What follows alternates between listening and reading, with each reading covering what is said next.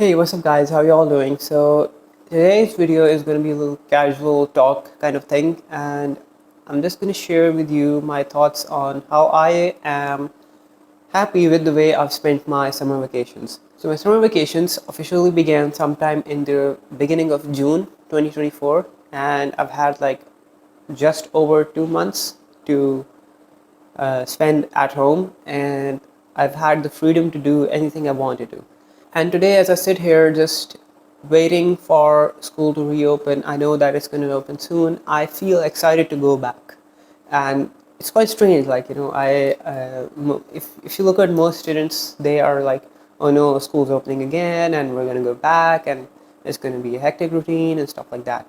But I'm like excited, just for the sake of trying it out. I'm actually excited to do it again.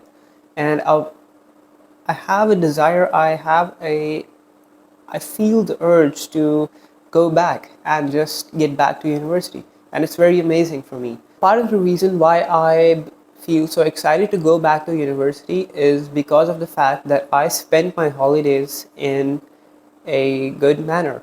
So today I'm just going to give you a little breakdown of how I spend my holidays, and also how spending my holidays like that has helped me become excited to go back to university when the holidays are finally over. So one of the first things that I did in the beginning of my holidays was just relax. And in that in that week, I watched a lot of YouTube, and I also went to my grandma's house and we had a great time over there. And finally, I was back at home after spending this great week of holidays. And that was when I said, okay, enough enjoyment. Now I'm going to do something meaningful. Something that a lot of people decide that they're going to do in holidays is learn new stuff. And I think it's very important to actually do that, actually learning new stuff, because it helps you stay up to date and enhance your skill set and just progress towards a better future. But many people overlook this, and I said no, I have to learn the skills. I'm gonna learn the skills anyway because I really want to do that. And instead of just delaying it to the very last days of my summer vacations, I'm gonna do that stuff right now. So after spending like a week off and doing whatever I wanted to, I just got back to learning new languages, a bunch of different programming languages and frameworks and stuff like that. After spending about a month on these things, I felt confident that I had done something meaningful and I had improved my skill set. When I finally realized that, okay, I have done all of this stuff, I have learned quite a bit of stuff, I just decided to take a break from programming. I'm going to tell you, it has been very wonderful. And that is a major reason why I feel so excited to go back to university, get back into that coding stuff. It feels amazing, right? It feels almost energizing, and it just gives you an electricity. From then until now, it has been about a month of no coding, right? And I'm going to say that it has been very amazing to just step back for a moment and take a third person view on that stuff. I've often observed that if you are doing something and you are fully immersed in that thing, then you can very easily miss the perspectives of looking at things the way in which other people can look at it, those things who are not involved and immersed in that thing so much. So back when I was at university and when I hadn't taken this break from programming, I was like, okay, I'm going to be a good programmer. I'm going to be a great programmer. I'm going to get my degree. I'm going to learn new skills, and I'm going to get a job at a big tech company. And as I started to take this break, I got the ability to reflect on what I was really thinking to do. And this reflection has allowed me to step back from that desire of getting a job in a big tech company.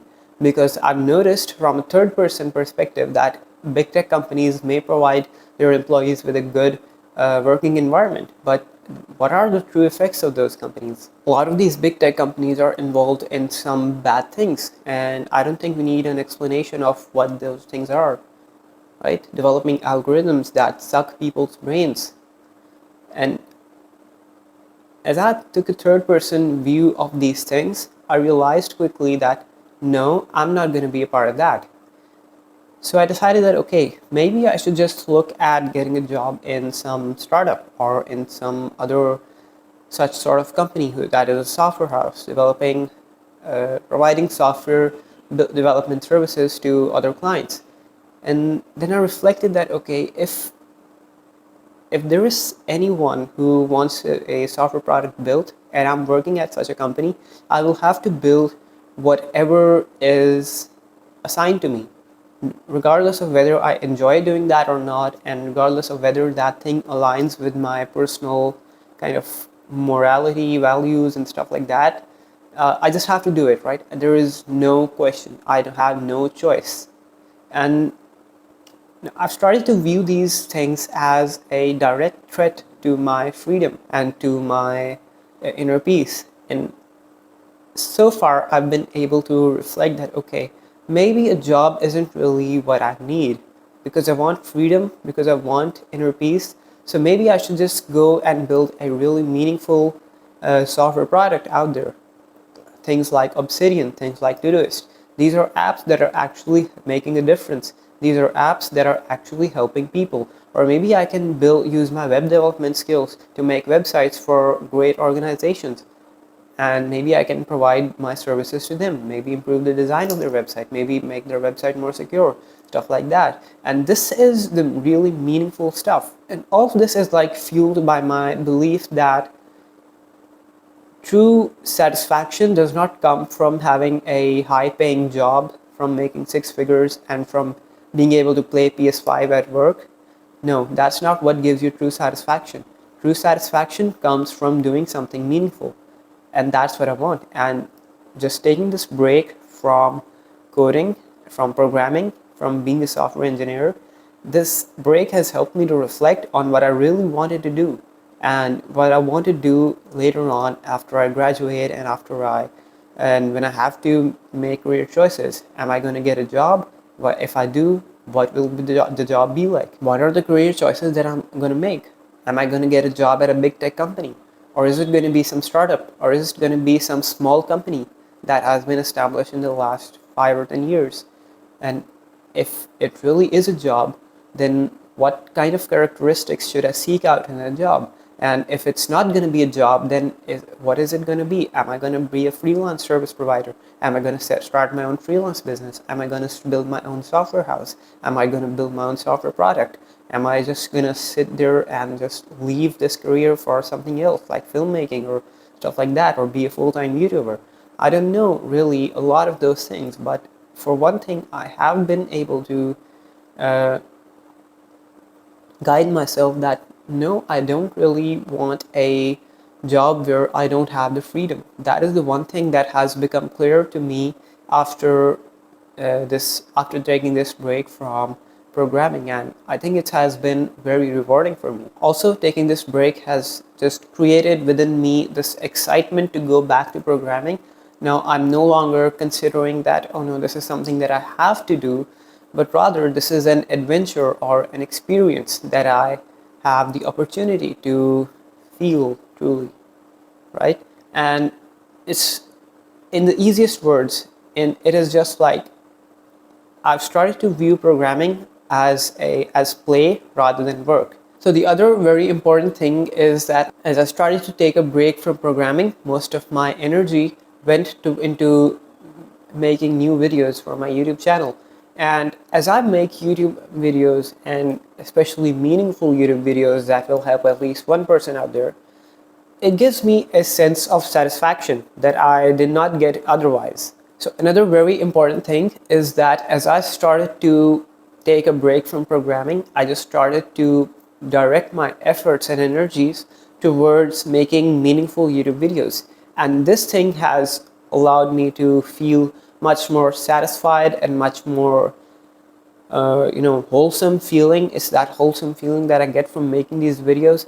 And along this process, I learned a lot about many different things like filmmaking and video editing and even photography, right? When I was like taking photos for thumbnails and stuff like that, I really learned a lot of new things. And this was something that I really like. I mean, I have a huge liking for this form of art that comes from a camera, and that is essentially being able to film good videos and take good photos. And I really feel happy to be able to do this stuff. And right now, as I sit here, I can surely say that I have learned something about these arts of photography, filmmaking, and video editing in this 1 month time that I spent taking a break from programming. And it's not to say that as I go back to programming, I will leave learning, or I will stop making videos, or I will leave this hobby of filmmaking and photography. No, it's not like that. I will continue these things, but it was just that one sprint, like, that one acceleration from zero to moving, right? I was just still, I wasn't really doing anything for these hobbies, for these things that I love to do. And as I took a break from programming, I just worked on these things. And now I have the wheel spinning. And as we go back into university, I will keep it spinning. God willing, I will plan to keep it spinning. And I plan to keep making videos. I plan to keep learning new things. And also, as I said, that I have taken a break from programming. Very soon university is starting again, and I'll be going back. I'll be having assignments and stuff and lectures, and I will be going back to programming. And it's not that I took a break, it's not like I quit or I just got fed up. I just naturally took a break and I enjoyed it. So I'm gonna be doing YouTube as well as studies side by side, and I've set up new systems that help me stay efficient and productive with these things. I've minimized the time that it takes to do this stuff, and also I've tried to just manage all of this stuff on just one thing, that is my laptop. I use my laptop for editing, whereas previously I was using other devices that I didn't have at university. So I'm really excited to go back and to see how things work out as I start my semester, and I continue making videos during that semester. How is it going to be? What's it going to be like? Where is my channel going to end up? Is it going to get over 1,000 subscribers? I don't know. So anyways, I guess that was all for this casual talking kind of video, and I hope you got some inspiration out of this. If you're still around watching my video, thank you very much. I appreciate it a lot. And if you want to show me some support, then please consider subscribing. That empowers me a lot to make new videos. And I'll see you next time.